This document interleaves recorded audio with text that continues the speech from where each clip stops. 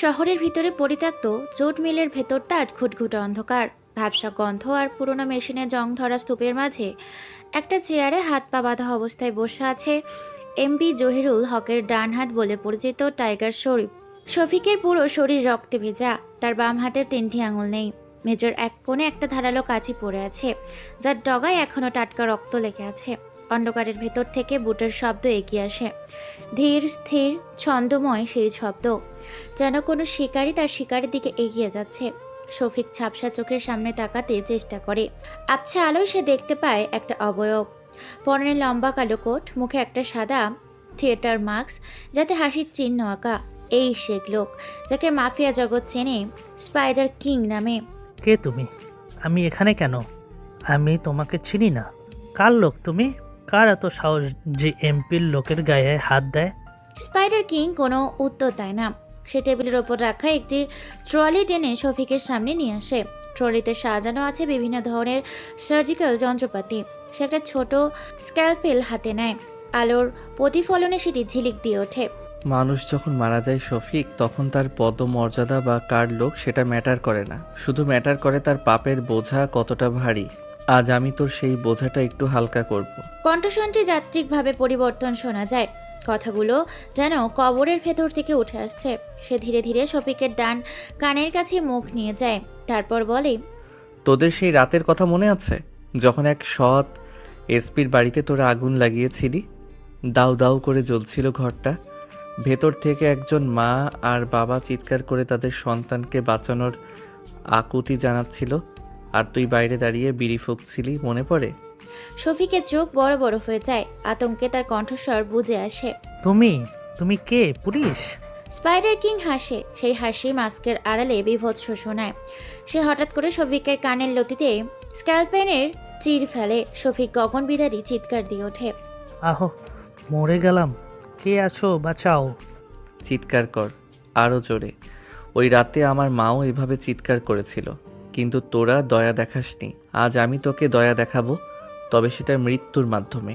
Spider king এবার একটা বড় হুক হাতে নেয়। শফিকের প্যান্টের কাপড় কেটে সে তার প্যান্টের গোড়ালির পেশিতে হুকটা গেঁথে দেয়। রক্তের একটা ফিনকি এসে স্পাইডার কিং এর কালো জ্যাকেটটায় লাগে। সে ভ্রুক্ষেপ করে না। সে খুব নিখুঁতভাবে শফিকের পায়ের চামড়াটি টেনে আলাদা করতে শুরু করে। ওরে মারে, জ্বলছে আমার। মরে গেলাম। তুই জানিস শফিক, মানুষের শরীরে কতগুলো স্নায়ু থাকে? আমি আজ তোর প্রতিটা স্নায়ুকে আলাদাভাবে যন্ত্রণা দেব। তুই এক নিমেষে মরবি না, তুই মরবি মিলিমিটার হিসেবে। প্রায় 1 ঘন্টা ধরে চলে সেই বীভৎস তাণ্ডব। শফিকের শরীরটা এখন আর চেনা যাচ্ছে না। তার বুকের খাঁচাটা উন্মুক্ত করে দিয়েছে স্পাইডার কিং। হৃৎপিণ্ডটা এখনও ধকধক করছে। সে খুব আলতো করে হৃৎপিণ্ডটা ছুঁয়ে দেখে। বিদায় শফিক, জাহান্নামে গিয়ে বলিস স্নাইডার কিং আসছে। সে শফিকের হৃৎপিণ্ডটা জোরে চেপে ধরে ছিঁড়ে বের করে আনে। শফিকের শরীরটা শেষবারের মতো ঝাড়া দিয়ে নিথর হয়ে যায়। কিং শান্তভাবে তার হাতে থাকা গ্লাভস খোলে। পকেট থেকে একটা সাদা কার্ড বের করে সে শফিকের লাশের ওপর রাখে। সেখানে লেখা, অবিচার যখন নিয়ম হয়ে দাঁড়ায়, তখন প্রতিরোধী হয়ে ওঠে ধর্ম। যে হাত অন্যের রক্তে রঞ্জিত, সে হাত কেটে ফেলাই মহত্ব। পরের দিন সকাল 10টা। ডিআইজি অফিসের কনফারেন্স রুমে বসে আছে একদল পুলিশ। রোহান সেখানে একটা কোনায় মাথা নিচু করে দাঁড়িয়ে আছে। তার চুলগুলো অগোছালো, ইউনিফর্মের কলারটা একটু বাঁকা। সবাই তাকে নিয়ে টিটকারি করছে। আরে, আমাদের সুপার কপ রোহান সাহেব এসেছেন। কি খবর রোহান? কাল রাতেও কি ফাইল গুছাতে গিয়ে ঘুমিয়ে পড়েছিলেন? রোহান কাচুমাচু করে উত্তর দেয়, না মানে স্যার, শরীরটা একটু খারাপ ছিল, আমি কাজটা শেষ করতে পারিনি। ডিআইজি আসলাম রাগের টেবিল চাপড়ান। ধুর মিয়া, এদিকে এমপির লোক খুন হলো আর আপনি ফাইল গোছানো নিয়ে পড়ে আছেন। আপনার মতো অযোগ্য অফিসার আমি জীবনও দেখিনি। শহরের নামকরা গুন্ডা টাইগার শফিককে কেউ একজন নৃশংসভাবে খুন করে গেছে। পুরো এলাকায় আতঙ্ক, আর আপনি এখানে দাঁড়িয়ে ফাইল গোছানোর অজুহাত দিচ্ছেন। স্যার, আমি আমি চেষ্টা করছি অপরাধীকে খুঁজে বের করতে। পুরো রুম হাসিতে ফেটে পড়ে। সবাই হাসতে হাসতে বলে, আপনি খুঁজবেন? আপনি তো নিজের চশমা খুঁজে পান না ঠিকমতো। যান, গিয়ে চা নিয়ে আসেন সবার জন্য। আপনার দ্বারা এটাই ভালো হবে। রোহান মুখ নিচু করে রুম থেকে বেরিয়ে যায়। করিডোরে হাঁটতে হাঁটতে তার ঠোঁটের কোণে একটা বাঁকা হাসি ফুটে ওঠে। কেউ জানে না এই অযোগ্য অফিসারের পকেটে এখনো শফিকের একটা আঙুল রয়ে গেছে, যা সে ট্রফি হিসেবে রেখেছে। দুপুরবেলা রোহানকে পাঠানো হয় একটি চেকপোস্ট ডিউটি করতে, একটা শাস্তিমূলক বদলি। কড়া রোদে সে দাঁড়িয়ে আছে। এমন সময় একটা দামি লাল কার দ্রুত গতিতে এসে ব্রেক কষে। দুজন ছিনতাইকারী বাইকে করে গাড়িটিকে থামানোর চেষ্টা করছিল। রোহান দৌড়ে যায়। কি হচ্ছে? ছিনতাইকারীরা পুলিশ দেখে ঘাবড়ে যায়, কিন্তু রোহানের ভীতু চেহারা দেখে তারা সাহস পায়। এই হালা, পুলিশ সর সামনে থেকে, নইলে পেটে চাকু ঢুকিয়ে দিব। রোহান হাত তুলে কাঁপতে শুরু করে। ভাই, ভাই মারবেন না, আমি তো জাস্ট জিজ্ঞেস করলাম।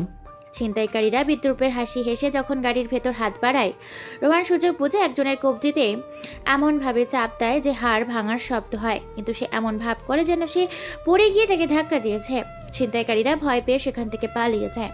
গাড়ির কাছ নামে। ভেতরে বসে আছে এক অপার্থিব সুন্দরী তরুণী, যার চোখে রাজ্যের বিস্ময় আর ভয়। আপনি কি ঠিক আছেন ম্যাডাম? আমি দুঃখিত, আমি ওদের ধরতে পারলাম না। মেয়েটি অবাক হয়ে রোহানের দিকে তাকায়। এই পুলিশের চোখে কোনো হিংস্রতা নেই, বরং এক অদ্ভুত মায়া আছে। আপনি কি ভয় পাচ্ছিলেন? আপনি কি পুলিশ? আসলে আমি একটু শান্তিপ্রিয় মানুষ, তো লড়াই ঝগড়া আমার একদম ভালো লাগে না। বাবার স্বপ্ন ছিল পুলিশ হব, তাই হয়েছি। নীলা একটু হাসে। তার হাসিটা মেঘলা আকাশে এক চিলতে রোদের মতো দেখায়। আমার নাম নীলা, আমি এমপি জহিরুল হকের মেয়ে। আপনাকে ধন্যবাদ আমাকে বাঁচানোর জন্য। আপনার নামটা কি জানতে পারি? ও, নামটা তো লেখা আছে। রোহান বুকটা ধক করে ওঠে। এমপির মেয়ে? সে নিজেকে সামলে নেয়। আমি রোহান, এসপি রোহান। যদিও সবাই আমাকে খুব একটা পছন্দ করে না। কেন? আপনি তো খুব ভালো মানুষ। আজকাল ভালো মানুষদেরই কেউ পছন্দ করে না। আমার ফোন নাম্বারটা রাখুন, কোনো বিপদে পড়লে জানাবেন। নীলা একটা কার্ড বাড়িয়ে দেয়। রোহান কার্ডটা নেয়। নীলা চলে যাওয়ার পর রোহান কার্ডটির দিকে তাকিয়ে থাকে। তার মনে এক অদ্ভুত পরিকল্পনা খেলে যায়।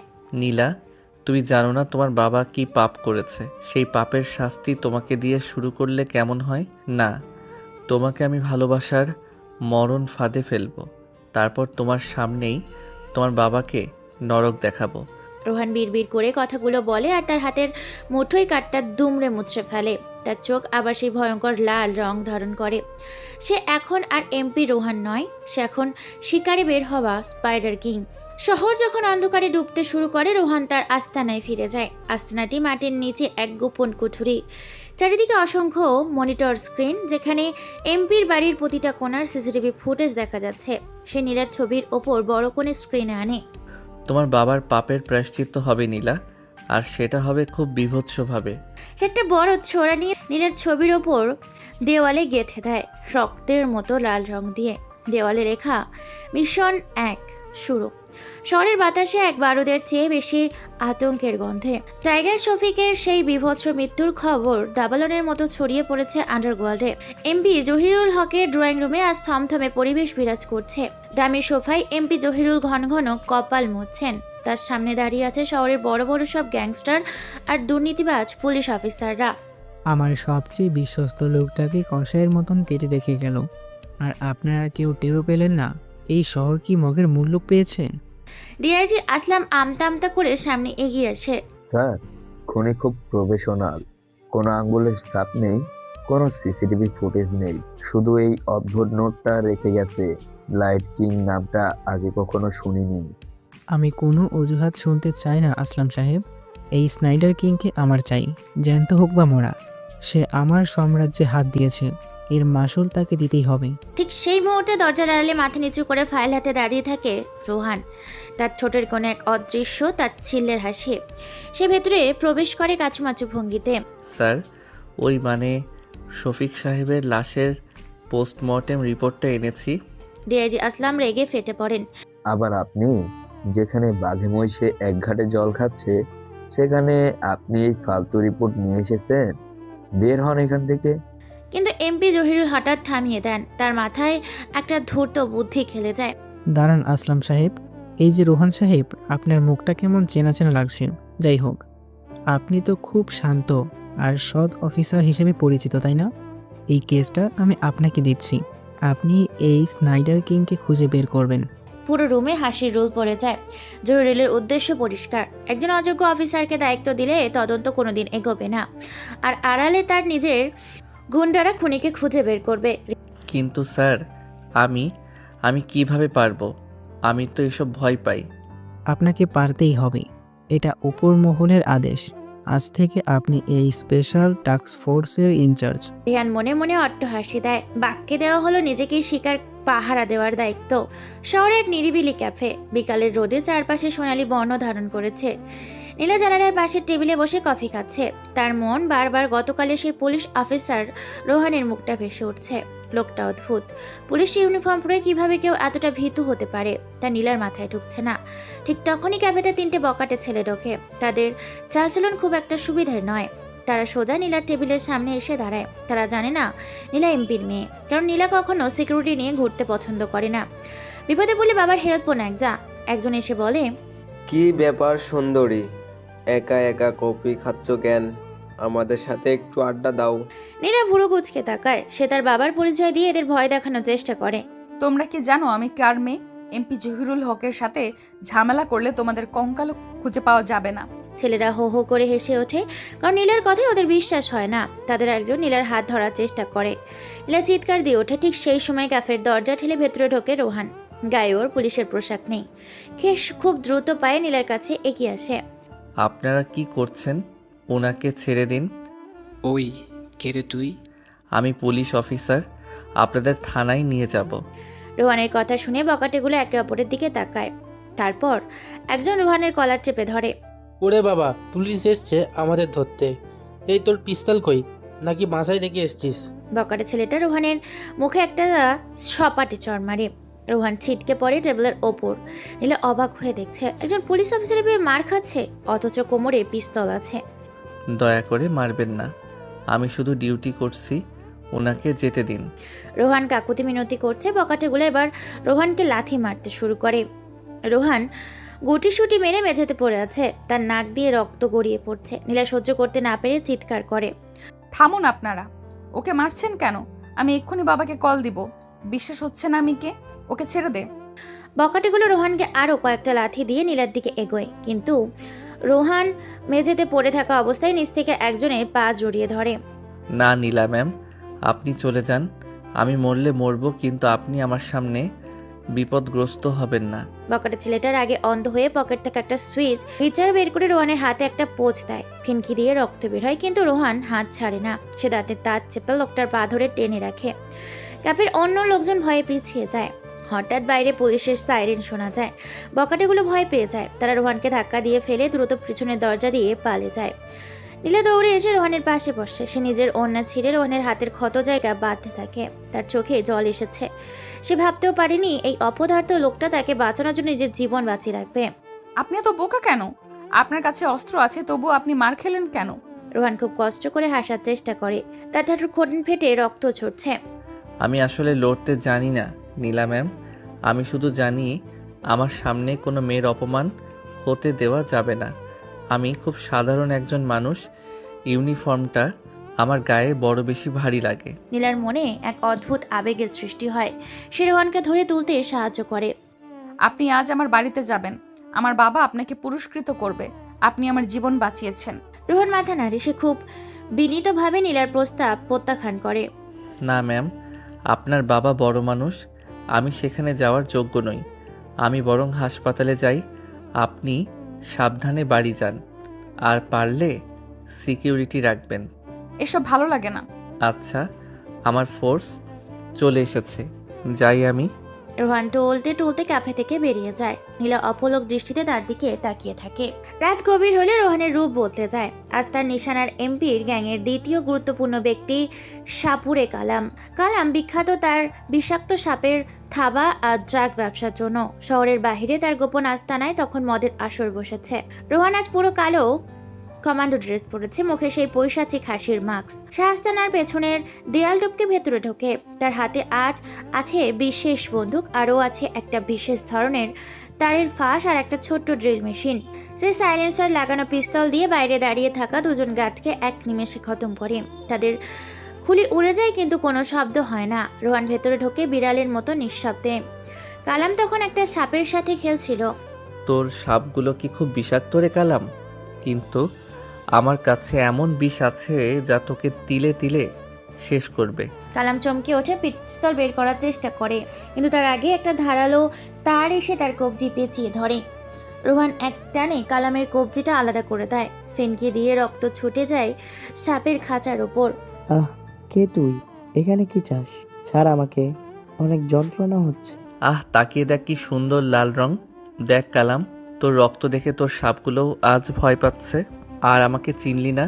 আমি তো স্নাইডার কিং। রোহান কালামকে টেনে হিঁচড়ে নিয়ে যায় তার ড্রিল মেশিনের কাছে। সে কালামের হাতের ওপর ড্রিলটা সেট করে। এই ড্রিলটা যখন তোর হাড় ফুটো করবে তখন সেই শব্দটা হবে তোর জীবনের শেষ গান।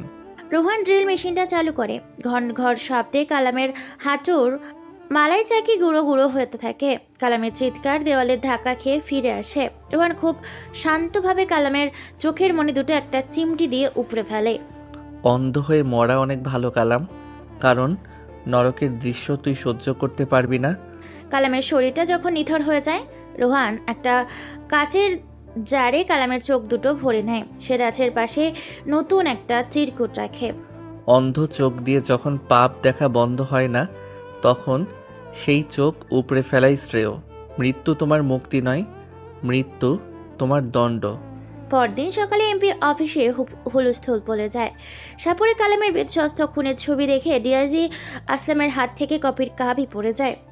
এ তো মানুষ নয়, এ তো আস্ত শয়তান। কালামের চোখে দুটো পর্যন্ত নিয়ে গেছে। রোহান দরজার কাছে দাঁড়িয়ে ফাইল দেখছিল। সে এগিয়ে আসে।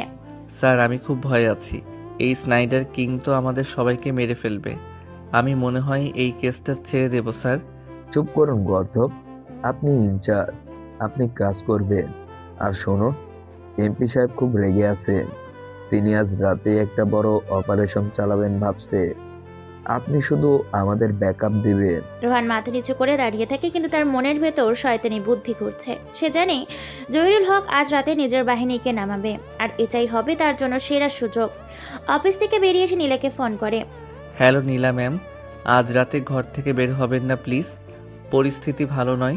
কেন রোহান, আপনি কি আমার জন্য চিন্তা করছেন? হ্যাঁ, খুব চিন্তা করছি। আমি চাই না আপনার সুন্দর মুখে কোনো দুশ্চিন্তার ভাঁজ পড়ুক। নীলা ওপাশে হাসে। সে জানে না এই চিন্তা আসলে একটা বড় ঝড়ের পূর্বাভাস।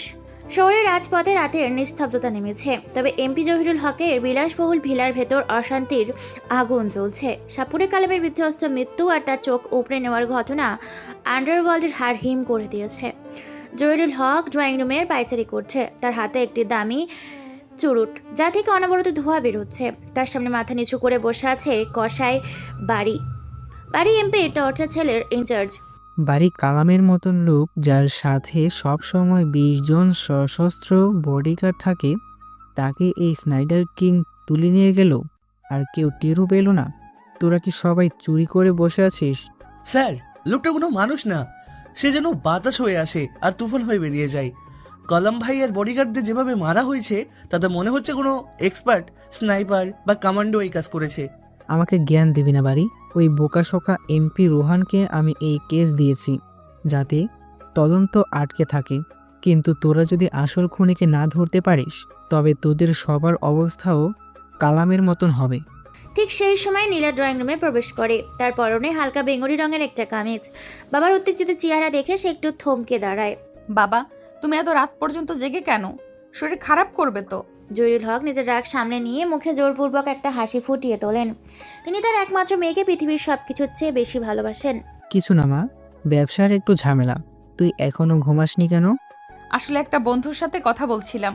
বন্ধু বলতে একজন পুলিশ অফিসার, তার নাম রোহান। দেখতেও কাজে একদম হাদারাম একটা। সে আমাকে 2 বার সেভ করেছে জানো। উনি খুব ভালো মানুষ বাবা। জহিরুল হক একটু অবাক হয়। তার মেয়ে একজন সাধারণ পুলিশ অফিসারের প্রশংসা করছে, এটা তার কাছে নতুন। রোহান, ও তো একটা অপদার্থ। পুলিশ ডিপার্টমেন্টের ওর কোনো সম্মান নেই। ওর সাথে বেশি মিশিস না মা। তুমি ভুল বুঝছো বাবা। ও খুব সৎ, তাই হয়তো চতুর মানুষের সাথে তাল মেলাতে পারে না। ও আমাকে আজ ফোন করে সাবধান করে দিয়েছে যাতে বাইরে না বের হই। ও আমার খুব কেয়ার করছে। জহিরুল হক মনে মনে হাসেন। তিনি ভাবছে রোহানকে ব্যবহার করে নীলার নিরাপত্তা নিশ্চিত করা যাবে, আবার নিজের কাজও উদ্ধার হবে। পরদিন দুপুরবেলা রমনা পার্কের এক কোণার বেঞ্চিতে বসে আছে রোহান আর নীলা। রোহানের হাতে এক ছোঙা বাদাম। সে খুব নিবিষ্ট মনে বাদাম ছুলছে আর মাঝে মাঝে নীলার দিকে তাকাচ্ছে। আপনি কি সব সময় এত কথা কম বলেন? আসলে কথা বলার মতো মানুষ খুব একটা পাওয়া যায় না তো। মানুষ সাধারণত নিজের স্বার্থ ছাড়া কথা বলে না। নীলা একটু ঝুঁকে বসে রোহানের দিকে তাকায়। আপনার সম্পর্কে আমার বাবা খুব ভালো একটা কথা বলেনি। উনি বলেন আপনি নাকি খুব ভীতু। আসলে কি আপনি ভয় পান? রোহান হাসে। তার হাসিতে এক ধরনের বিষাদ মিশে থাকে। ভয় তো সবাই পায় ম্যাম, কেউ প্রকাশ করে কেউ করে না। আমি রক্ত দেখলে ভয় পাই, মানুষের চিৎকার শুনলে আমার কানে তালা লেগে যায়, তাই তো আমি ফিল্ডে যাই না। রোহান যখন এই কথাগুলো বলছে তার পকেটে থাকা ফোনটা ভাইব্রেট করে ওঠে। তার একজন গোপন সোর্স খবর পাঠিয়েছে এমপির পরবর্তী ড্রাগের চালান আজ রাতে বুড়িগঙ্গা দিয়ে ঢুকবে। আপনি কি কাল রাতে ফ্রি আছেন? আমরা কি মুভি দেখতে যেতে পারি? রোহান নীলার চোখের দিকে তাকায়। কাল রাতে আমার একটা ডিউটি আছে ম্যাম, তবে পরশু নিশ্চয়ই যাব। বেশ, তাহলে আজ উঠি। নীলা চলে যায়। তারপর রাত 2টা বুড়িগঙ্গা তীরে এক অন্ধকার গুদাম ঘর। এমপির অনুগত ছোটখাটো এক গ্যাং লিডার বাঁকা রতন সেখানে অপেক্ষা করছে। 4 জন বডিগার্ড অস্ত্র নিয়ে পাহারায়। হঠাৎ নদীর বুক চিরে একটা ছোট্ট নৌকা এগিয়ে আসে। নৌকা থেকে কেউ একজন ভারী কিছু নামানোর শব্দ হয়। কে ওখানে? মাল নিতে আসছিস? পাসওয়ার্ড বল। কোনো উত্তর আসে না। হঠাৎ একটা ধোঁয়া বোমা ফেটে পুরো এলাকায় কুয়াশায় ঢেকে যায়। বডিগার্ডরা এলোপাথারি গুলি চালাতে শুরু করে, কিন্তু নিস্তব্ধতা ভেঙে শুধু আর্তচিৎকার শোনা যেতে থাকে। রতন ভয়ে একটা বড় ড্রামের আড়ালে লুকায়। কে তুই? সামনে আয়। আমি রতন, এমপির লোক। আমাকে মারলে তোকে কেউ বাঁচাতে পারবে না। পাশে ভেদ করে এগিয়ে আসে স্পাইডার কিং। তার হাতে এবার একটা অদ্ভুত অস্ত্র, একটা চাবুক যাতে ছোট ছোট ব্লেড লাগানো। সে রতনের বডিগার্ডদের গলা এমনভাবে কেটেছে যে তাদের মাথাগুলো শরীরের সাথে মাত্র সুতোর মতো চামড়া দিয়ে ঝুলে আছে।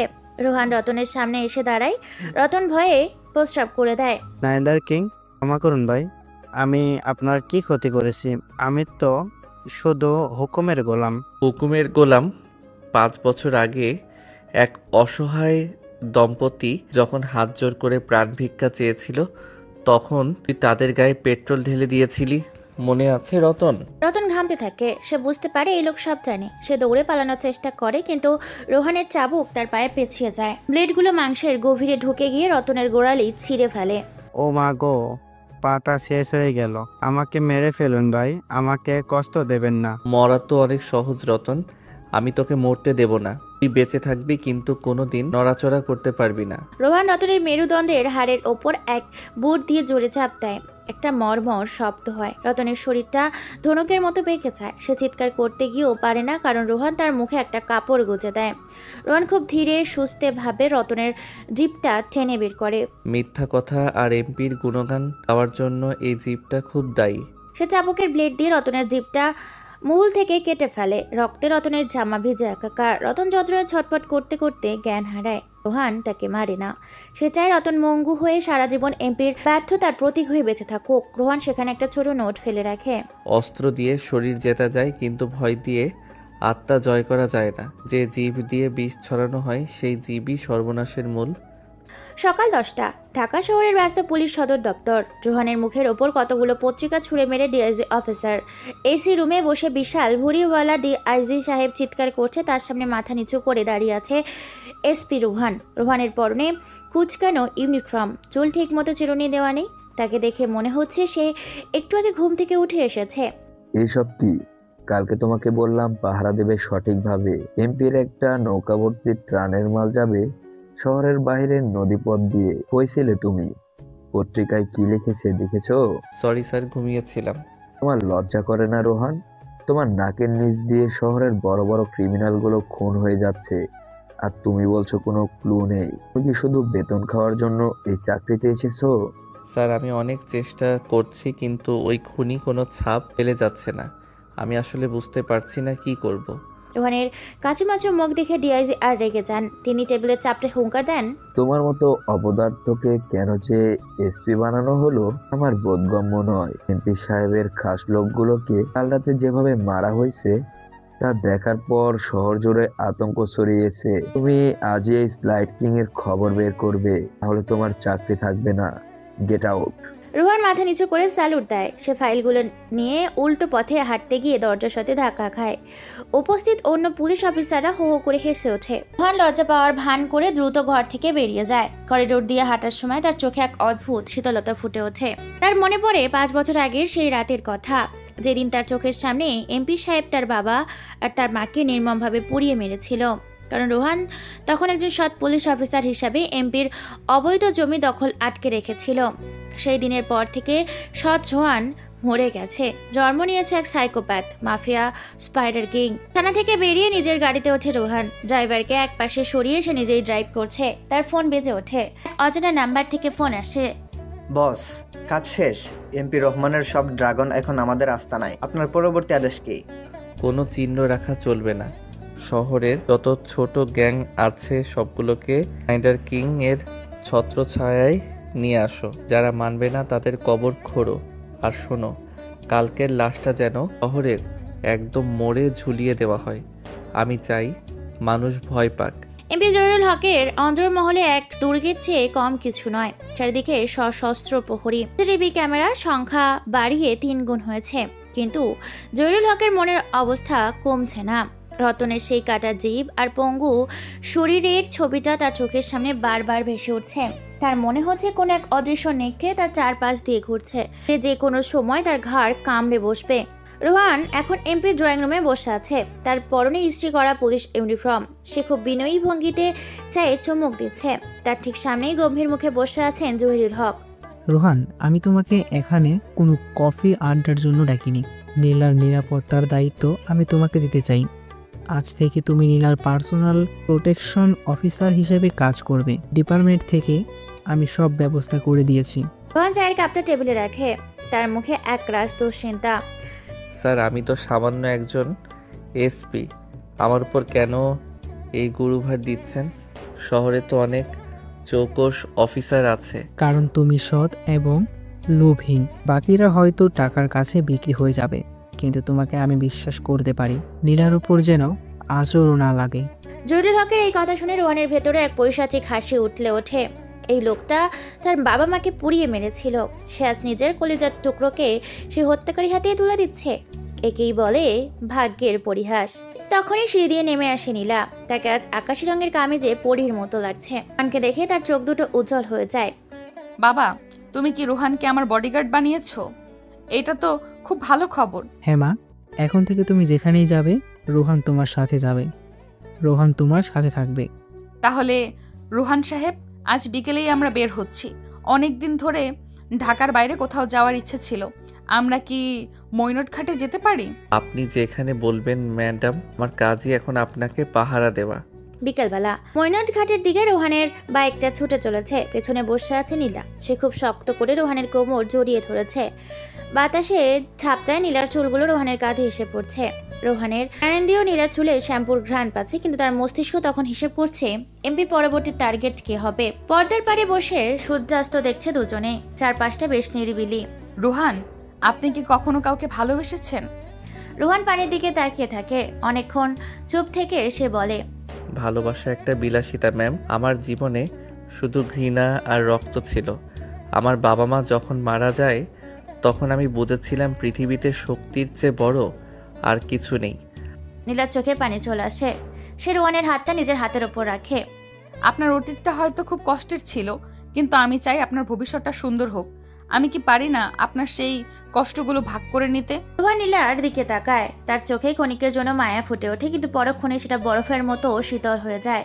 সে ভাবে, তুমি যদি জানতে এই মুহূর্তে আমি তোমার বাবার কলিজা চিবিয়ে খাবার পরিকল্পনা করছি, তবে কি তুমি আমাকে ভালোবাসতে? আপনি খুব ভালো মেয়ে নীলা, কিন্তু আমার সাথে থাকা মানে আগুনের সাথে থাকা। আমি সেই আগুনে পুড়তেও রাজি রোহান। নীলা ধীরে ধীরে রোহানের কাঁধে মাথা রাখে। রোহান নীলার মাথায় হাত রাখে। দৃশ্যটা খুব রোমান্টিক মনে হলেও রোহানের অন্য হাতে তখন পকেটে থাকা একটা ছোট জিপিএস ট্র্যাকের ওপর। সে জানে এমপি কিছু লোক তাদের গোপনে অনুসরণ করছে। জহিরুল হক কাউকে পুরোপুরি বিশ্বাস করে না। রাত 10টা বাজে। নীলাকে বাড়িতে পৌঁছে দিয়ে রোহান তার ডেরায় ফিরে আসে। তার আস্তানা আজ একজন বন্দী আছে। এমপি টর্চার ছেলের ইনচার্জ কসাই বাড়িকে তার লোকদের দিয়ে সন্ধ্যার পর রাস্তা থেকে তুলে এনেছে যখন সে নেশে চুর হয়েছিল। বাড়ি একটা লোহার পিলারের সাথে শিকল দিয়ে বাঁধা। তার জ্ঞান ফিরতেই সে দেখতে পায় সামনে দাঁড়ানো সেই বীভৎস মুখোশধারী স্পাইডার কিং। কে রে? ছাড় আমাকে। তুই জানিস আমি কে? আমি এমপির কাছের বাড়ি। তোর হাত কেটে কুচি কুচি করে কুত্তাকে খাওয়াবো। রোহান কোনো কথা বলে না। সে এক বালতি বরফ শীতল পানি বাড়ির মাথায় ঢেলে দেয়। বাড়ি ঠান্ডায় কাঁপতে শুরু করে। তো মানুষকে অনেক কষ্ট দিস বাড়ি। আজ আমি তোকে দেখাবো শরীরের প্রতিটা জয়েন্ট আলাদা হওয়ার যন্ত্রণা কেমন। রোহান একটা বিশাল বড় প্লাস বের করে। সে বাড়ির ডান হাতের নখগুলো ওর দিকে তাকায়। তুই নাকি মানুষের নখ উপড়ে ফেলিস? চল দেখি তোর নখগুলো কতটা মজবুত। সে খুব ধীরে ধীরে বাড়ির বৃদ্ধাঙ্গুলের নখটা পেলাস দিয়ে চেপে ধরে। বাড়ি আত্মচিরকাট করে ওঠে। মাগো, ও বাবা রে, ভাই আমাদের ছেড়ে দেন, আমি সব বলে দেব। এমপির সব গুদাম কোথায় আর সব জানি আমি। রোহান এক হ্যাচকায় নখটা উপড়ে ফেলে। রক্তের ফিনকি বাড়ির মুখে গিয়ে পড়ে। বাড়ির যন্ত্রণায় দাঁত দিয়ে নিজের ঠোঁট কামড়ে ধরে। আমি তো তোকে প্রশ্নই করিনি বাড়ি। তথ্য দিয়ে তোর মুক্তি মিলবে না। তোকে আজ আমি শিল্প শিখাবো, রক্তের শিল্প। রোহান এবার একটা ছোট হাতুড়ি নেয়। সে বাড়ির পায়ের পাতাটা একটা পাথরের স্ল্যাবের ওপর রাখে। তুই যখন আমার বাবার পা ভেঙে দিয়েছিলি তখন তিনি কি এভাবে চিৎকার করেছিলেন? আপনার বাবাকে? আমি তো কাউকে চিনি না, আমি শুধু অর্ডার মানি। অর্ডার মানা তো ভালো গুণ। এখন আমার অর্ডার মান 1 থেকে 10 পর্যন্ত গুনবি।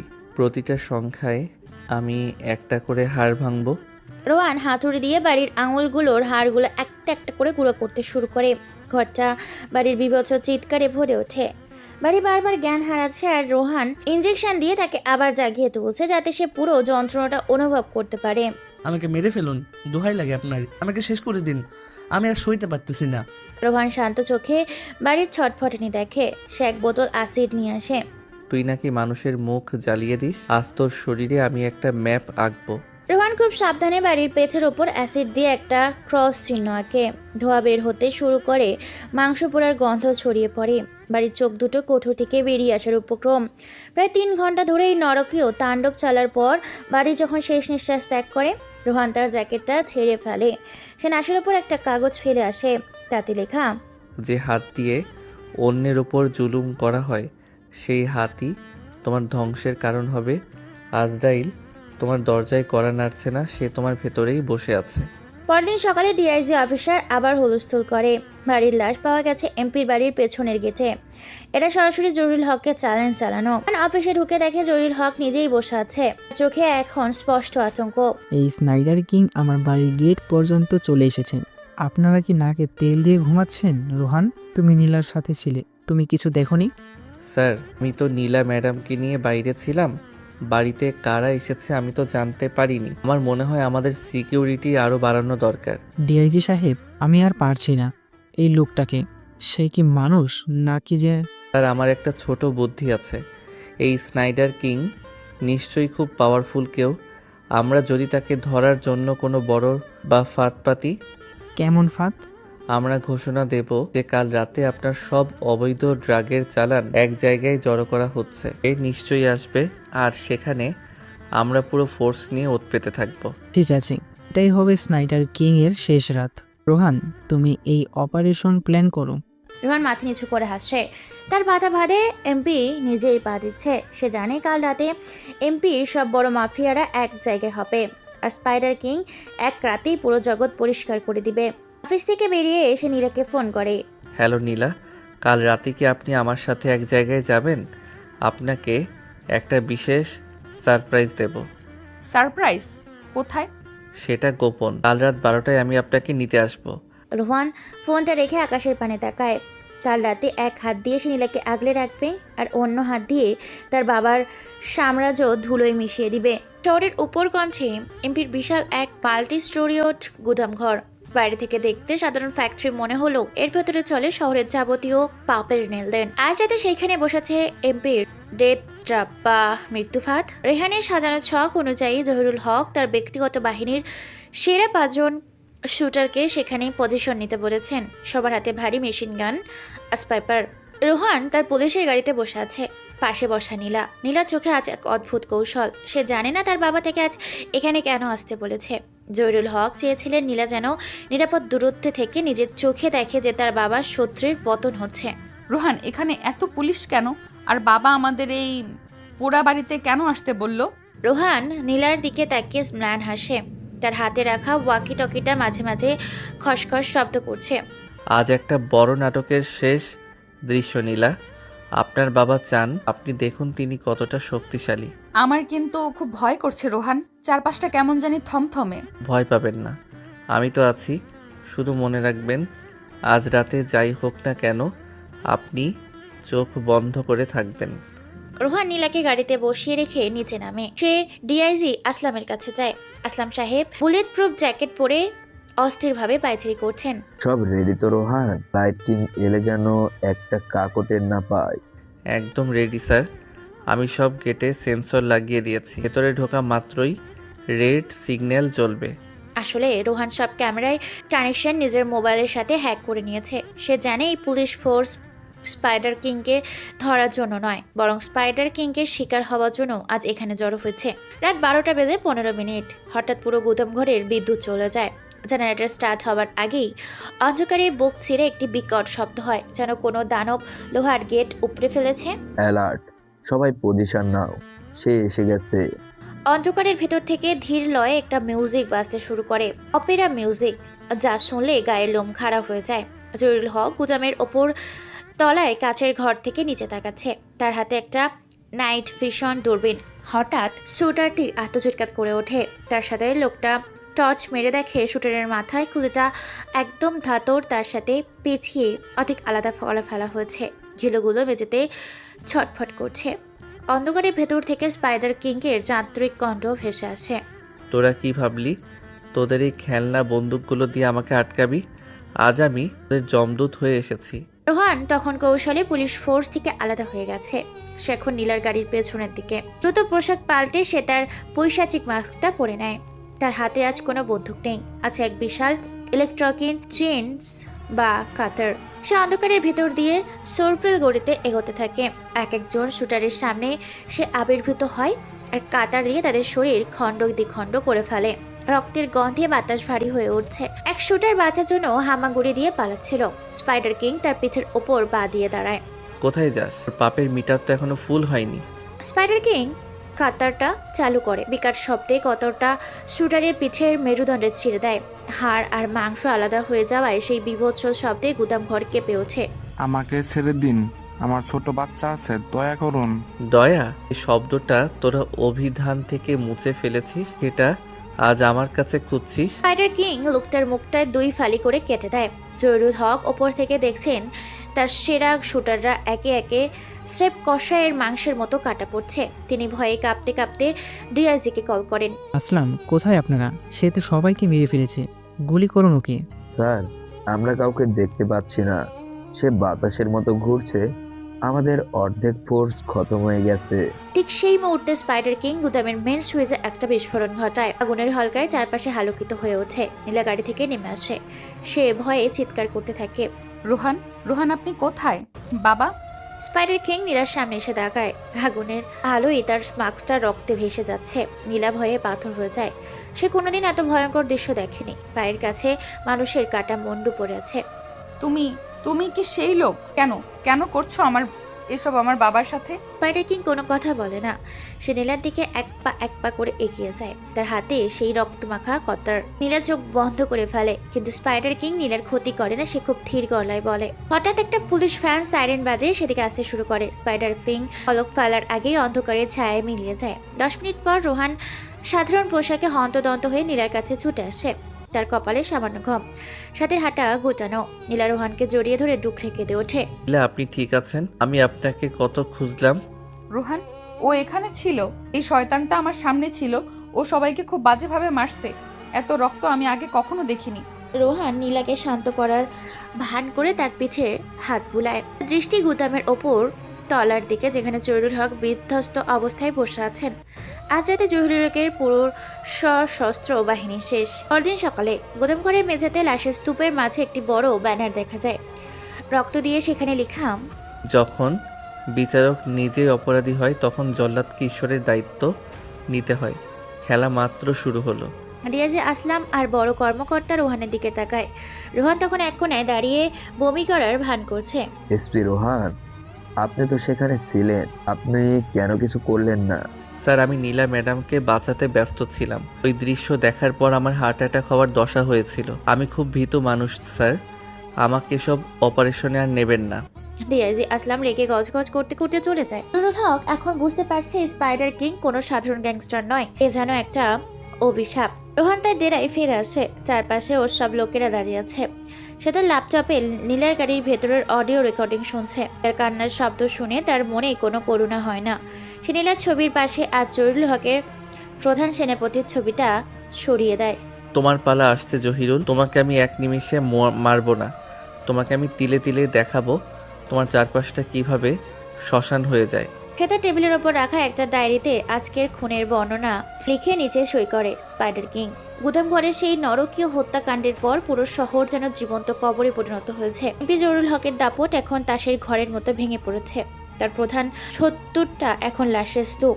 শহরের অন্যান্য ছোট বড় গ্যাংস্টাররা ভয়ে গা ঢাকা দিয়েছে। তারা বুঝতে পারছে স্পাইডার কিং কোনো সাধারণ মাফিয়া নয়, সে এক অজয়ের যমদূত। জহিরুল হক তার বেডরুমে বসে আছে। বাইরে দুপুরে করার রোদ থাকলেও রুমের ভেতর অন্ধকার। তার হাতে একটা পুরনো ফাইল। এই ফাইল সেই সৎ এমপির ছবি আছে, যাকে তিনি 10 বছর আগে পুড়িয়ে মেরেছিলেন। তিনি বিড়বিড় করে বলছে, এটা কি সেই এমপির আত্মা ফিরে এলো? না না না না, তা বলে কিছু নেই, কিন্তু স্নাইডার কিং আমার সব শেষ করে দিচ্ছে। ঠিক তখনই দরজায় টোকা পড়ে। রোহান ভেতরে প্রবেশ করে, তার হাতে এক নীল পদ্ম। স্যার নীলা ম্যাডামের জন্য এই ফুলগুলো আনলাম। কালকের ঘটনার পর ওনার মনটা খুব খারাপ। জহিরুল হক রোহানের দিকে তাকায়। এই বোকাশোকা ছেলেটাকে দেখলে তার মাঝে মাঝে মায়া হয়, আবার বিরক্তও লাগে। রোহান, তুমি এখনো ফুলের পেছনে ছুটছো? শহর জ্বলছে আর তুমি রোমান্টিক হয়ে ঘুরছো। স্যার আমি তো কাজের মানুষ নই, কিন্তু নীলা ম্যাডামকে হাসি খুশি রাখাটাও তো আমার দায়িত্ব। আপনি চিন্তা করবেন না, পুলিশ ফোর্স চারিদিকে তল্লাশি চালাচ্ছে।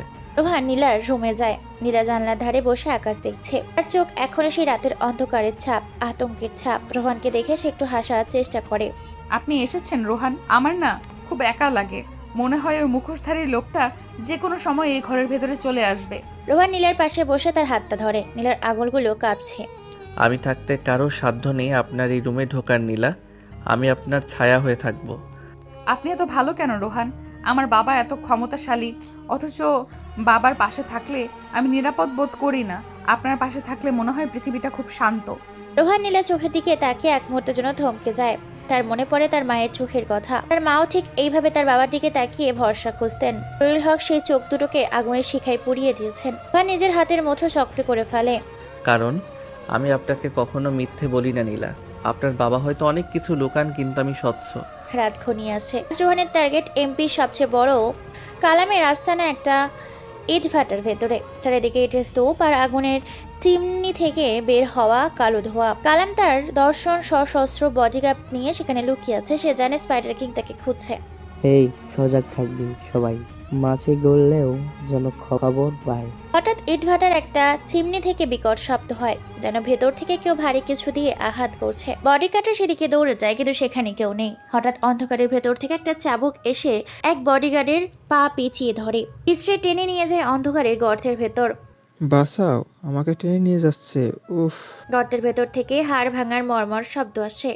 বাকিরা ভয়ে গুলি চালাতে শুরু করে, কিন্তু স্পাইডার কিং এখন তাদের মাথার ওপরে। এটার স্তূপের আড়ালে সে একটা লম্বা রড দিয়ে নিচে লাফিয়ে পড়ে। সে কালামের সামনে এসে দাঁড়ায়। কালাম ভয়ে থরথর করে কাঁপতে কাঁপতে তার সোনার পিস্তলটা বের করে, কিন্তু লোহান এক লাথিতে পিস্তলটা দূরে সরিয়ে দেয়। তোদের সোনার পিস্তল দিয়ে আমার মতো লোহার মানুষকে মারা যায় না কালাম। রোহান কালামকে চুল ধরে টেনে হিসড়ে নিয়ে যায় জ্বলন্ত ইটের চুল্লির কাছে। আগুনের শিখা কালামের মুখে লাগছে। ছাড়ুন আমাকে, আমি তোকে কোটি টাকা দেব। সব গোপন অ্যাকাউন্ট তোর নামে করে দেব। টাকা? তুই কি জানিস কালাম, আগুনের কোনো খিদে নেই। আগুন শুধু ধ্বংস করতে জানে। আজ তুই এই চুল্লির ভেতর জ্যান্ত দগ্ধ হবি, ঠিক যেভাবে 1 দশক আগে এক নিরপরাধ দম্পতি পুড়েছিল। রোহান একটা বড় চিমনি দিয়ে কালামের গালের চামড়াটা টেনে ধরে। তুই কি জানিস শরীরের কোন অংশটা সবচেয়ে আগে পড়ে? চল আজ ল্যাবে পরীক্ষা করি। রোহান কালামের হাতটা জ্বলন্ত কয়লার উপর চেপে ধরে। কালামের চামড়া পুড়ে চটচট শব্দ হতে থাকে।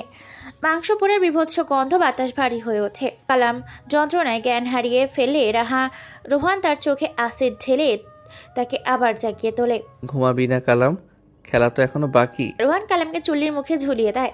কালামের পায়ের তলায় মাংসগুলো গলে গলে নিচে পড়ছে। তার বিভৎস চিৎকার ইটভাটার নিস্তব্ধতা ছিঁড়ে দিচ্ছে। রোহান খুব শান্তভাবে একটা সিগারেট ধরায়। আগুনের শিখায় তার মাস্কটা লাল দেখাচ্ছে। প্রায় আধা ঘন্টা ধরে কালামকে অর্ধদগ্ধ করার পর রোহান তাকে চুল্লির ভিতর ধাক্কা দিয়ে ফেলে দেয়। নিমেষেই কালাম কয়লার সাথে মিশা যায়। রোহান সেখান থেকে বেরিয়ে আসার সময় ইটের দেয়ালে রক্ত দিয়ে লিখে দিয়ে আসে, আগুন দিয়ে যার শুরু, আগুন দিয়েই তার শেষ। পৃথিবীর প্রতিটি অন্যায়ের বিচার হবে এই রক্তিম লেলিহান শিখায়। পরদিন সকালে এমপি অফিসে খুনের খবর আসতেই ডিআইজি আসলামের প্রেশার বেড়ে যায়। কালামও শেষ। এবার তো এমপি সাহেব আমাদের চাকরি খাবে। রোহান, আপনি কালকে রাতে কোথায় ছিলেন? রোহান হাই তুলে উত্তর দেয়, স্যার, আমি তো নীলা ম্যাডামের বাড়ির সামনে ডিউটি করছিলাম। আর চোখে তো ঘুম লেগেছিল। ম্যাডাম আমাকে কফি দিয়ে গিয়েছিলেন, এটা খেয়ে আমি সোফাতেই ঘুমিয়ে পড়েছিলাম। ডিআইজি আসলাম হাত দিয়ে নিজের কপাল টিপেন। আপনি একজন এসপি নাকি ঘুমন্ত রাজপুত্র? আপনার সামনে দিয়ে শহর সাফ হয়ে যাচ্ছে আর আপনি কফি খেয়ে ঘুমাচ্ছেন? ঠিক সেই সময় জরুল হকের ফোন আসে। ওপাশে জরুল হকের গলা কাঁপছে। আসলাম, কালামকে পুড়িয়ে মেরেছে। এ আমার বাড়ির খুব কাছেই ছিল। আমি আর নিরাপদ নেই। আজই একটা বড় মিটিং ডাকো। সব পুলিশ আর আমার বাকি গ্যাংস্টারদের নিয়ে বসো। আমি এই স্নাইডার কিংয়ের শেষ দেখতে চাই। রোহান ফোনের কথোপকথন আড়ি পেতে শুনছিল। তার ঠোঁটের কোণে একটা ক্রুর হাসি ফুটে ওঠে। মিটিং হবে স্যার, খুব বড় মিটিং হবে। আর সেই মিটিং হবে জহিরুল হকের শেষ বিদায় অনুষ্ঠান। রোহান অফিস থেকে বেরিয়ে নীলাকে ফোন করে। নীলা, আপনার মন ভালো করার জন্য আজ সন্ধ্যায় আপনাকে একটা বিশেষ জায়গায় নিয়ে যাব। কোথায় রোহান? একটা পুরনো জমিদার বাড়ি, এখানে খুব সুন্দর সূর্যাস্ত দেখা যায়। নীলা খুশি মনে রাজি হয়। সে জানে না সেই জমিদার বাড়িটা আসলে রেহানের সেই পুরনো বাড়ি যেখানে তার বাবা মাকে পুড়িয়ে মারা হয়েছিল। রোহান আজ নীলাকে তার অতীতের ধ্বংস স্তূপ দেখাবে, তবে সত্যটা আড়াল করে। সে চায় নীলায় জানুক তার বাবা কতটা নিষ্ঠুর, কিন্তু স্পাইডার কিং এর পরিচয় সে এখনো গোপন রাখবে। শহরের কোলাহল থেকে দূরে নির্জন এক প্রান্তে দাঁড়িয়ে আছে একটা পোড়া বাড়ি। দেওয়ালের প্লাস্টার খসে পড়েছে, চারিদিকে আগাছা আর লতা পাতার রাজত্ব। এই সেই বাড়ি যেখানে একসময় খুশির জোয়ার বইতো। আজ সেখানে শুধুই নিস্তব্ধতার পোড়া গন্ধের স্মৃতি। রোহান তার বাইক থামে পেছন থেকে। নীলা অবাক হয়ে চারিদিকে তাকায়। রোহান এখানে কেন নিয়ে এলেন? জায়গাটা কেমন জানি ভুতুরে। আমার খুব অস্বস্তি হচ্ছে। রোহান বাইক থেকে নেমে হেলমেটটা খুলে আয়নার মতো করে নিজের মুখটা দেখে নেয়। তার চোখে আজ গভীর বিষাদ। এই জায়গাটা একসময় খুব সুন্দর ছিল নীলা। এখানে একজন সৎ পুলিশ অফিসার তার পরিবার নিয়ে থাকতো, কিন্তু এক রাতে কিছু শয়তান এসে সব ছাই করে দেয়। নীলা ধীরে ধীরে বাড়ির ভেতরে ঢোকে। ভাঙা জানলার ফাঁক দিয়ে বিকালের লাল আলো ঘরের মেঝেতে এসে পড়ছে। ধুলোর স্তূপের মাঝে একটি অর্ধেক পুড়ে যাওয়া ফ্রেম পড়ে আছে। নীলা নিচু হয়ে সেটা কুড়িয়ে নেয়। একটা হাসি খুশি দম্পতির ছবি, যাদের মুখগুলো আগুনে ঝলসানো। কেন এমন হলো রোহান? কে করেছিল এই কাজ? রোহান জানালার পাশে গিয়ে দাঁড়ায়। তার হাতগুলো মুষ্টিবদ্ধ। ক্ষমতার লোভ নীলা। এই অফিসারটি একজনের ড্রাগ ব্যবসার পথে বাধা হয়ে দাঁড়িয়েছিল, তাই সেই ক্ষমতাধর ব্যক্তিটি লোক পাঠিয়ে এই পুরো বাড়িটা জ্বালিয়ে দেয়। অফিসার আর তার স্ত্রী জ্যান্ত পুড়ে মারা যায়। তাদের 10 বছরের ছেলেটি জানালার উপর থেকে সব দেখেছিল। নীলার বুকটা ধক করে ওঠে, কেন জানি শিউরে ওঠে। সেই ক্ষমতাধর লোকটির বিচার হয়নি? রোহান ফিরে তাকায়। তার চোখের মনি এখন পাথরের মতো শক্ত। না, কারণ সেই লোকটি এখন এই শহরের সবচেয়ে বড় ক্ষমতাবান মানুষ। হাতে আইনের শিকল বাঁধা। নীলা, আপনি কি জানেন সেই লোকটির নাম কি? নীলা মাথা নাড়ে। তার নিঃশ্বাস দ্রুত হচ্ছে। রোহান নীলার খুব কাছে এসে দাঁড়ায়। তার গলার স্বর এখন বরফের মতো ঠান্ডা। এই লোকটির নাম জহিরুল হক, আপনার বাবা। নীলা কয়েক পা পিছিয়ে যায়। তার হাত থাকা ফ্রেমটা পড়ে ভেঙে যায়। না, এটা হতে পারে না। আপনি মিথ্যা বলছেন রোহান। আমার বাবা হয়তো একটু রাগী, কিন্তু উনি খুনি নন। আপনি কেন আমার বাবাকে অপমান করছেন? সত্য সবসময় তেতো হয় নীলা। আপনার বাবা শুধু খুশি নন, তিনি একজন পিশাচ। এই যে স্নাইডার কিং, যাকে সবাই ভয় পাচ্ছে, সে আসলে এই বাড়ির সেই ছোট ছেলেটির আক্রোশ। নীলা ডুকরে কেঁদে ওঠে। তার বিশ্বাস করতে পারছে না, কিন্তু রোহানের চোখে সেই অস্বাভাবিক স্থিরতা তাকে বলে দিচ্ছে এখানে কোনো কিছুই মিথ্যে নয়। আপনি এসব কিভাবে জানেন? কারণ আমি এই কেসটা নিয়ে তদন্ত করছি নীলা। তবে আপনার প্রতি আমার ভালোবাসা কোনো মিথ্যে নয়। আমি চাই আপনি সত্যটা জানুন। রোহান নীলাকে জড়িয়ে ধরে। নীলা রোহানের বুকে মুখ লুকিয়ে কাঁদতে থাকে। নীলার চুলে হাত বুলায়, কিন্তু তার দৃষ্টি তখন দেয়ালের এক কোণায়, যেখানে সে তার মা বাবার চিতা সাজিয়েছিল। রাত 10টা। এমপির বাড়িতে আজ বিশাল মিটিং। শহরের সব বড় মাফিয়া নেতা আর প্রশাসনের উচ্চ পদস্থ ব্যক্তিরা উপস্থিত। জহিরুল হক আজ মারমুখী মেজাজ। তার পাশে ডিআইজি আসলাম ঘামছেন। আমাদের মধ্যে কেউ একজন বিশ্বাসঘাতকতা করেছে, নইলে স্নাইডার কিং কিভাবে জানলো কালাম ওই ইট ভাটায় আছে? আমি কাল সকালের মধ্যে রেজাল্ট চাই। ঠিক সেই সময় হলের বড় টিভি স্ক্রিনটা নিজে থেকেই অন হয়ে যায়। সবাই চমকে সেদিকে তাকায়। স্ক্রিনে কোনো ছবি নেই, শুধু একটা মুখোশ পরা অবয়ব, স্পাইডার কিং। জহিরুল হক, আপনার সময় ফুরিয়ে আসছে। আজ আপনার এই সভার শেষে আপনার জন্য একটা উপহার পাঠাচ্ছি। কণ্ঠস্বরটি যান্ত্রিক বিকৃত। জহিরুল হক চিৎকার করে ওঠে। কে তুই? সামনে আয়, সাহস থাকলে সামনাসামনি লড়াই কর। লড়াই তো শুরু হয়ে গেছে জহিরুল। আপনি কি জানেন আপনার প্রিয় সেনাপতি আজরাইল জালাল এখন কোথায়? হঠাৎ হলের মূল দরজাটা সজোরে খুলে যায়। একটা চাকাওয়ালা ট্রলি নিজে নিজেই ভেতরে ঢুকে আসে। ট্রলির ওপরে একটা বড় গিফট বক্স। বক্স থেকে টপ টপ করে তাজা রক্ত পড়ছে। ডিআইজি আসলাম কাঁপতে কাঁপতে বক্সটা খোলে।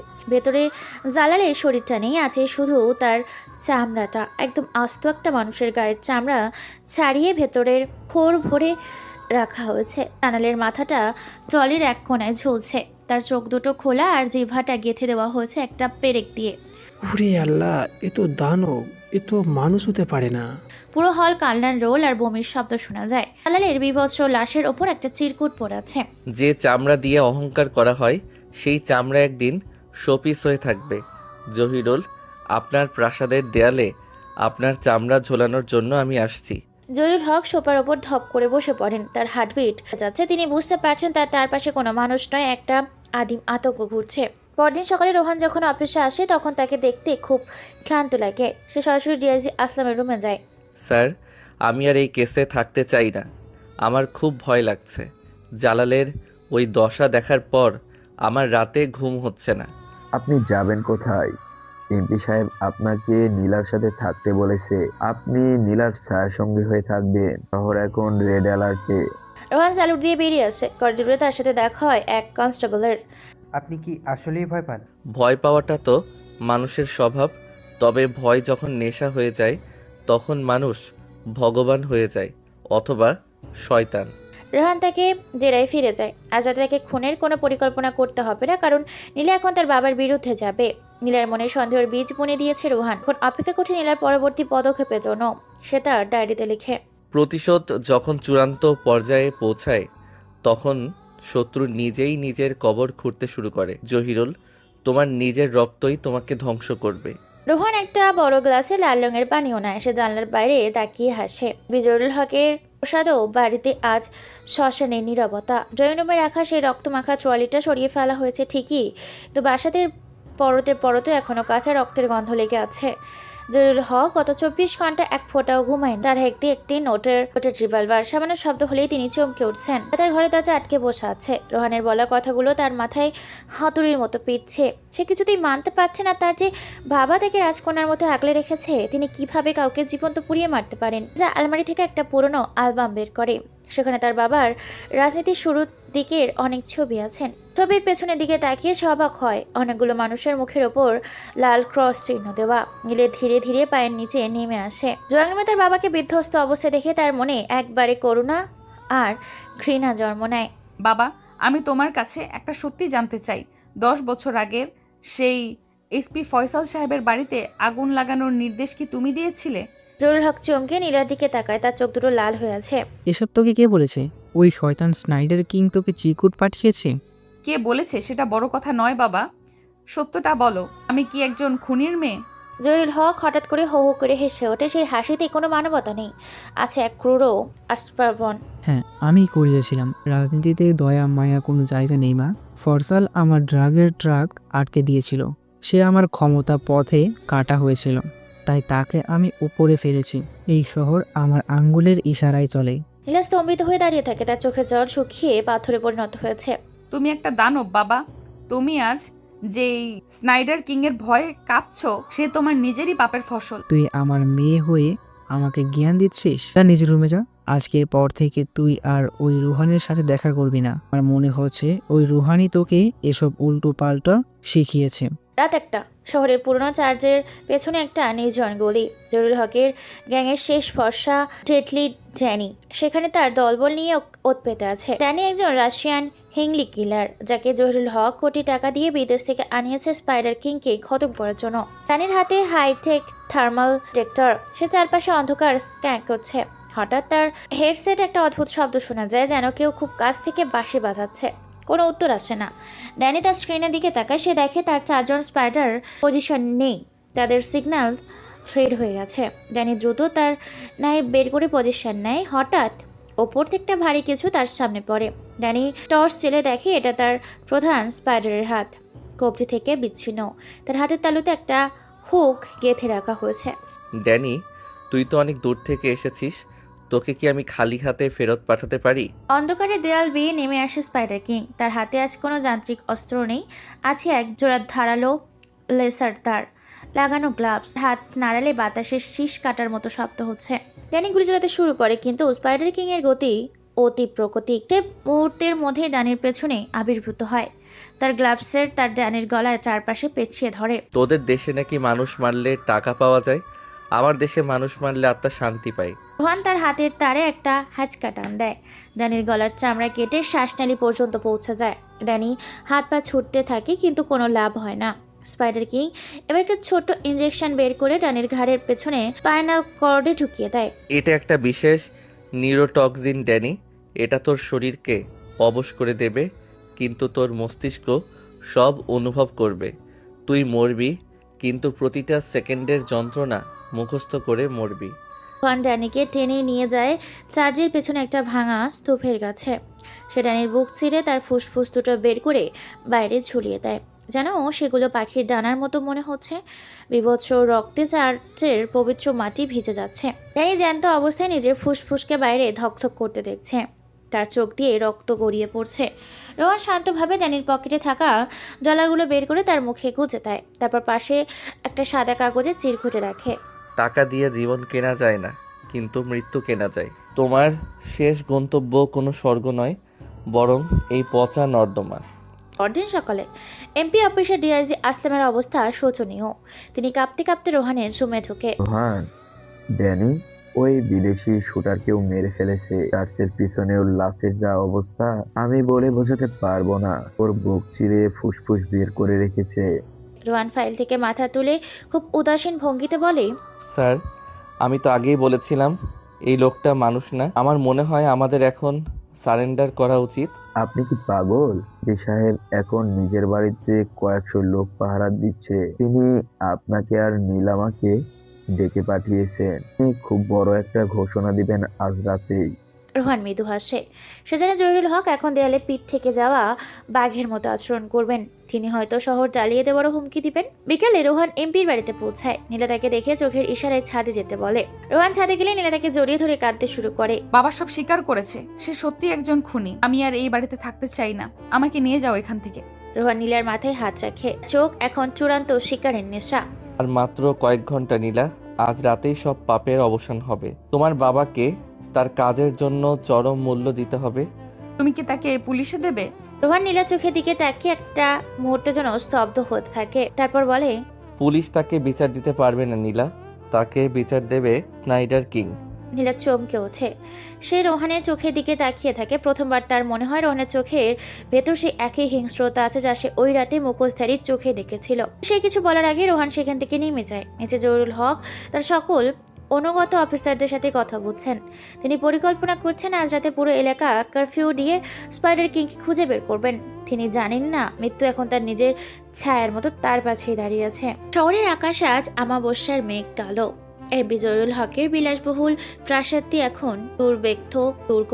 বাড়ির চারপাশে ল্যান্ডমাইন পোতা হয়েছে আর ছাদে বসানো হয়েছে হেভি মেশিন গান। জহিরুল হকের নির্দেশে শহরের সব পুলিশ ফোর্সকে আজ উচ্ছেদ করে নেওয়া হয়েছে। শুধু তার গুন্ডারা আর ডিআইজি আসলামের বিশ্বস্ত কিছু লোক সেখানে পাহারায় আছে। জহিরুল হক তার বেডরুমে বসে মদ্যপান করছেন। তার চোখ মুখে বসা চুল উস্কো খুস্কো। হঠাৎ তার ইন্টারকমে রোহানের গলা শোনা যায়। স্যার, আমি নিচে আছি, গেটে পুলিশ ভ্যান রাখা হয়েছে, নীলা ম্যাডামকে নিয়ে বের হওয়ার সব প্রস্তুতি শেষ। ভেতরে এসো রোহান, আমি একা থাকতে পারছি না। আমার মনে হচ্ছে ওই শয়তানটা জানালার বাইরের ঝুলে আছে। রোহান ভেতরে ঢোকে, তার হাতে একটা কালো ব্রিস্কেট। খুব ধীরে সুস্থে জলিল হকের সামনে বসে। তার ভয় পাবেন না, স্নাইডার কিং যতই শক্তিশালী হোক সে তো রক্ত মাংসের মানুষ। আমি আজ তার জন্য এমন একটা জিনিস এনেছি যা তাকে অচল করে দেবে। রোহান ব্রিস্কেটটা খোলে, ভেতরে অস্ত্র নেই, আছে একটা পুরনো ডায়েরি আর কিছু কলসানের ছবি। জলিল হক অবাক হয়ে সেদিকে তাকায়। এগুলো কি রোহান? এগুলো আপনার ইতিহাস স্যার, যে ইতিহাস আপনি ছাই দিয়ে চাপা দিতে চেয়েছিলেন। এসপি ফয়সাল সাহেবের ডায়েরি। জলিল হকের হাত থেকে গ্লাসটা ভেঙে যায় পড়ে। তিনি তীক্ষ্ণ চোখে রোহানের দিকে তাকায়। তুমি এসব কোথায় পেলে, আর কেন আমাকে দেখাচ্ছ? রোহান হাসে। সেই হাসি এবার আর বিনয়ী নয়, বরং এক পৈশাচিক আক্রোশে ভরা। সে ধীরে ধীরে উঠে দাঁড়িয়ে রুমের মেন সুইচটা অফ করে দেয়। টেবিল ল্যাম্পের নীল আলোতে রোহানের মুখটা দেখা যাচ্ছে। আমি এসব পেয়েছি ওই পোড়া বাড়ির ছাইয়ের ভেতর থেকে স্যার। 10 বছর ধরে আমি এই দিনটার জন্য অপেক্ষা করেছি। হঠাৎ পুরো বাড়ির জেনারেটর বিকল হয়ে যায়। বাইরে আত্মচিন্তা শুরু হয়। জলিল হকের বডিগার্ডরা একে একে মারা পড়ছে, কিন্তু কোনো গুলির শব্দ নেই, শুধু ধারালো কিছু দিয়ে মাংস কাটার চটচট শব্দ। নিচে নীলা তার ঘরে তালা লাগিয়ে বসেছিল। হঠাৎ জানালার কাঁচ ভেঙে ভেতরে ঢোকে একটা দড়ির ফাঁস। নীলা চিৎকার করতে গিয়েও থেমে যায়। সে দেখে তার সব বডিগার্ড দরজার ওপাশে জবাই করা অবস্থায় পড়েছে। স্পাইডার কিং এর সেই যান্ত্রিক কণ্ঠস্বর সারা বাড়ির লাউডস্পিকারে বাজতে শুরু করে। জহিরুল হক, আপনার পাপের ঘোড়া পূর্ণ হয়েছে। আপনার প্রাসাদ আজ আপনার চিতা হবে। জহিরুল হক কাঁপতে কাঁপতে ড্রয়ার থেকে পিস্তল বের করতে যান, কিন্তু রোহান এক লাথিতে তার হাত ভেঙে দেয়। হাড় ভাঙার মর্মর শব্দে জহিরুল হক মেঝেতে লুটিয়ে পড়ে। আহ রোহান, তুই তার লোক, তোকে কত টাকা দিয়েছে? আমি তোকে ডাবল দেব। রোহান জহিরুল হকের চুলের মুঠি টেনে হিঁচড়ে জানার কাছে নিয়ে যায়। যে দেখা যাচ্ছে আগুনের কুণ্ডলি। রোহান পকেট থেকে সেই পৈশাচিক মাস্কটা বের করে জহিরুল হকের সামনেই পরে নেয়। টাকা? আপনি কি এখনো ভাবছেন এটা টাকার খেলা? জহিরুল সাহেব, আমি স্নাইডার কিং। আমি সেই ফয়সালের ছেলে যাকে আপনি এতিম করেছিলেন।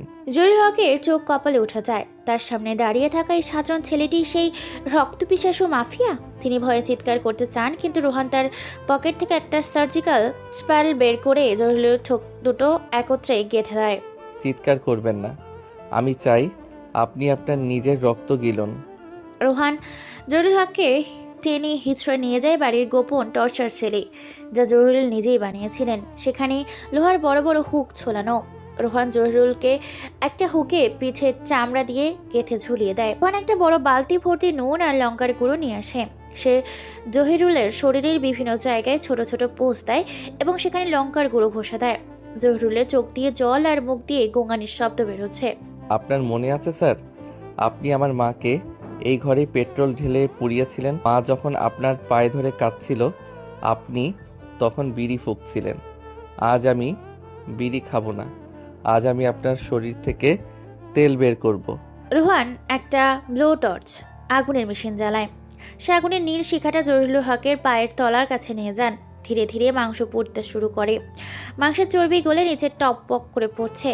ঘরময় এক পচা মাংসের গন্ধ ছড়িয়ে পড়ছে। ঠিক সেই মুহূর্তে দরজায় ধাক্কা পড়ে। বাড়ি থেকে চিৎকার করছে, বাবা, রোহান দরজা খোলো, তোর কি হচ্ছে? রোহান শান্তভাবে মাস্কটা খোলে। তার মুখে এখন ঘাম আর রক্ত। সে জহিরুল হকের কানের কাছে মুখ নিয়ে ফিসফিস করে বলে, আপনার মেয়েকে কি ভেতরে ডাকবো? সে দেখুক আর হিরো বাবা আসলে কত বড় কসাই।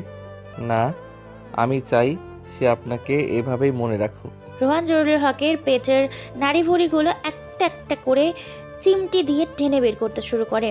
জহিরুল জ্যান্ত অবস্থায় দেখছে তার শরীরের ভেতরটা ফাঁকা হয়ে যাচ্ছে। যন্ত্রণায় এক চরম শিকারে গিয়ে জহিরুল হকের চোখ দুটো উল্টে যায়। রোহান কাজ শেষ করে নিষ্প্রভভাবে তার পোশাক পরিবর্তন করে, পরিষ্কার করে। সে জহিরুলকে মৃতদেহর পাশে একটা চিরকুট রাখে। যে প্রাসাদ অন্যের কান্নার উপর গড়ে ওঠে, তার ভিত্তি রক্ত দিয়েই শেষ হয়। আজ থেকে এই শহর শুদ্ধ হলো। টর্চা ছেলের পেছনের গোপন রাস্তা দিয়ে বেরিয়ে যায়। কিছুক্ষণ পর বাড়ির মেন গেট দিয়ে হন্তদন্ত হয়ে ভেতরে ঢোকে এমপি রোহান। সে আসলে একটু আগেই অন্য পথে বেরিয়ে হয়েছিল। তার ইউনিফর্ম ধুলোবালি মাখা। সে নীলাকে জড়িয়ে ধরে। নীলা, আমি অনেক দেরি করে ফেললাম, নিচে সব শেষ হয়ে গেছে। নীলা রোহানের বুকে মাথা রেখে ফুপিয়ে ওঠে। রোহান বাবা কোথায়? ভেতরে কিসের গন্ধ? রোহান নীলাকে ভেতরে নিয়ে যায় না, সে পুলিশ ফোর্সকে কল করে। রিয়াজি আসলাম যখন টর্চার সেলে ঢোকেন, তিনি জহিরুলের ওই দশা দেখে ওইখানে মূর্ছা যান। জহিরুল হকের শরীরটা এখন স্রেফ একটা হাড় আর চামড়ার খাঁচা, যার ভেতরে সম্পূর্ণ ফাঁকা। রোহান এক কোণে দাঁড়িয়ে নিচু গলায় বলছে, কি ভয়ানক! এত বড় অপরাধীকেও কি এভাবে মারা উচিত ছিল? স্নাইডার কিং তো পিশাচের চেয়েও খারাপ। নীলার চোখ তখন শুধুই শূন্যতা। সে জানে না তার বাবার কত বড় পাপী ছিল। সে শুধু দেখলো তার বাবাকে কেউ একজন নরকের স্বাদ দিয়ে মেরে ফেলেছে। তার একমাত্র সান্ত্বনা পাশে দাঁড়িয়ে থাকা এই সাধারণ, সৎ এবং ভীতু মানুষটিই রোহান। শহরের আকাশে বৃষ্টি নামতে শুরু করেছে, ধুয়ে যাচ্ছে সব রক্ত। কিন্তু রোহানের মনের ভেতরে জমে থাকা 10 বছরের জমাট বাঁধা মেঘ আজ প্রথমবার হালকা হচ্ছে। এমপি জহিরুল হকের মৃত্যুর পর 3 মাস পার হয়ে গেছে। শহরের বাতাস এখন অনেকটাই পরিষ্কার। ড্রাগের চোরাচালান নেই, চাঁদাবাজি বন্ধ। কিন্তু অপরাধ জগতের আনাচে কানাচে এখনো ফিসফাসানি শোনা যায় সেই ভয়ঙ্কর নামটা নিয়ে, স্পাইডার কিং। পুলিশ ফোর্সের স্পেশাল ইনভেস্টিগেশনের টিম হন্য হয়ে খুঁজলেও স্পাইডার কিং এর কোনো হদিশ পায়নি। সে যেন জহিরুল হকের শেষ নিঃশ্বাসের সাথে সাথে বাতাসে মিশে গেছে। এসপি রোহান এখন শহরের হিরো, যদিও ওপর মহলে তার বদনাম আছে যে সে কোনো বড় মিশনে সফল করতে পারে না, তবুও সাধারণ মানুষ তাকে ভালোবাসে। সে এখন ডিআইজি আসলামের সামনে দাঁড়িয়ে বকা খাচ্ছে। রোহান, আপনি কি কোনোদিন মানুষ হবেন না? 3 মাস পার হলো, লাইটিং এর একটা চুলও ছিঁড়তে পারলেন না। আপনার চোখের সামনে দিয়ে এমপি সাহেবকে গাইসের মতো কেটে রেখে গেল। রোহান মাথা নিচু করে 2 হাত কতলাচ্ছে, তার চোখ এক নিরীহ চাউনি। স্যার, আমি তো ল্যাবে রিপোর্ট পাঠিয়েছিলাম, কিন্তু সেখানে কোনো ডিএনএ পাওয়া যায়নি। লোকটা তো মানুষ না স্যার, শয়তানের অবতার। আমি একা কি করব? আপনাকে দিয়ে কিছু করতে হবে না, যান গিয়ে নীলার খোঁজ নিয়ে। এটা মানসিকভাবে ভেঙে পড়েছে। আপনার মতো গর্ধবকে যে কিভাবে পছন্দ করলো সেটাই আমাদের মাথায় ঢুকলো না। রোহান স্যালুট দিয়ে ঘর থেকে বের হয়ে আসে। করিডোরে হাঁটতে হাঁটতে তার ঠোঁটের কোণে সেই পরিচিত বাঁকা হাসিটা ফুটে ওঠে। জানলো না স্পাইডার কিং এখন পুলিশের উচ্চ পদে বসে সবার অলক্ষ্যে তার সাম্রাজ্য বিস্তার করছে। তার গ্যাং এখন শহরের প্রতিটি গলিতে ছড়িয়ে আছে, কিন্তু তারা কেউ তাকে চেনে না। তারা শুধু চেনে তার লোগো, একটা ছোট করাত আর তলোয়ারের প্রতীক। বিকালবেলা শহরের উপকণ্ঠে সেই পুরনো জমিদার বাড়িতে এখন এক বাগান বাড়ি তৈরি করা হয়েছে। নীলা জানলার ধারে বসে বই পড়ছিল। তার পরনে সাদা রঙের সুতির শাড়ি, তাকে চেয়ে অনেক শান্ত হয়ে গেছে। বাবার কুকীর্তি রোহান তাকে ধীরে ধীরে প্রমাণ সহ দেখিয়েছে। নীলা এখন জানে তার বাবা কোনো মহাপুরুষ ছিল না। রোহান ধীরে ধীরে নীলার পেছনে এসে দাঁড়ায়। নীলার কাঁধে হাত রাখে সে। কি পড়ছো নীলা? নীলা চমকে ওঠে, তারপর হাসে। রোহানের স্পর্শ তাকে এক অদ্ভুত শান্তি দেয়। একটা ট্র্যাজেডি গল্প পড়ছিলাম, যেখানে নায়ক তার সব হারিয়ে শেষ পর্যন্ত একা হয়ে যায়। রোহান নীলাকে নিজের দিকে ঘুরায়, নীলার চিবুকটা আলতো করে উঁচিয়ে ধরে। গল্পটা যদি এমন হতো যে নায়ক তার সব হারানোর প্রতিশোধ নিয়েছে এবং তার রাজকন্যাকেও খুঁজে পেয়েছে, তবে কি সেটা সুখী সমাপ্তি হতো না? হয়তো হতো, কিন্তু রোহান, আমার মাঝে মাঝে খুব ভয় লাগে। ওই স্নাইডার কিং, সে কি আবার ফিরে আসবে? রোহান নীলার কপালে দীর্ঘ একটা চুমু খায়। তার হাতের আঙুলগুলো নীলার গলার পালস স্পর্শ করে। সে অনুভব করছে নীলার রক্ত কতটা শুদ্ধ। সে আর ফিরে আসবে না নীলা, কারণ তার কাজ শেষ। সে এখন ছায়া হয়ে শহরকে পাহারা দেবে। আর তুমি তো জানো, ছায়া কখনো কথা বলে না। আমি জানি না রোহান, কিন্তু আমি তোমাকে খুব ভালোবাসি। তুমি একমাত্র মানুষ যে এই বিভীষিকার মাঝে আমাকে আগলে রেখেছো। রোহান নীলাকে শক্ত করে জড়িয়ে ধরে। নীলার অগোচরে রোহানের চোখ দুটো জানলার বাইরে দূরে থাকা তার গোপন আস্তানার দিকে চলে যায়। সেখানে এখনো রাখা আছে সেই মাস্ক আর রক্তমাখা করাত। রাত গভীর হয়, নীলা ঘুমিয়ে পড়েছে। রোহান খুব নিঃশব্দে বিছানা থেকে উঠে বাড়ির পেছনে গোপন কুঠরিতে যায়। সেখানে রাখা বিশাল স্ক্রিনে দেখা যাচ্ছে শহরের প্রতিটি মোড়ের চিত্র। একটা স্ক্রিন লাল হয়ে ওঠে। দেখা যায় 3 জন ছিনতাইকারী এক বৃদ্ধকে মারধর করছে। রোহান তার স্মার্টফোনে একটা সিগন্যাল পাঠায়। 5 মিনিটের মধ্যে 3 জন কালো পোশাকধারী লোক সেখানে পৌঁছায় এবং কোনো শব্দ ছাড়াই ছিনতাইকারীদের ঘাড় মোটকে নিয়ে চলে যায়। রোহান তৃপ্তির হাসি হাসে। সে এখন শুধু একজন খুনি নয়, সে এখন এই শহরের অলিখিত ঈশ্বর। সে তার ডায়েরির শেষ পাতায় কলম চালায়। রহস্য সেখানেই সুন্দর যেখানে তা চিরকাল ঢাকা থাকে। নীলা জানবে না তার স্বামীকে, পৃথিবী জানবে না স্নাইডার কিং কোথায়। অপরাধ যতদিন থাকবে, স্নাইডার ততদিন ছায়া হয়ে থাকবে। ন্যায় বিচার কখনো আইনের মুখাপেক্ষী হয় না, তা রক্ত চাই। রোহান ডায়েরিটা বন্ধ করে একটা গোপন ড্রয়ারে তালাবদ্ধ করে রাখে। সে ফিরে আসে নীলার পাশে। ঘুমন্ত নীলার মুখটা খুব নিষ্পাপ লাগছে। রোহান তার কপালে হাত রাখে। ভোর হচ্ছে। সূর্যের প্রথম আলো জানলা দিয়ে ঘরে প্রবেশ করছে। রোহান এখন একজন সাধারণ এসপি, একজন সাধারণ আদর্শ স্বামী। তার ভেতরে সেই পৈশাচিক মাফিয়া সত্তাটি শান্তভাবে জেগে আছে পরের কোনো অন্যায়ের অপেক্ষায়। পৃথিবী কোনোদিন জানবে না সবচাইতে বড় অপরাধী আসলে সবচাইতে বড় রক্ষক হয়ে তার পাশেই দাঁড়িয়ে আছে।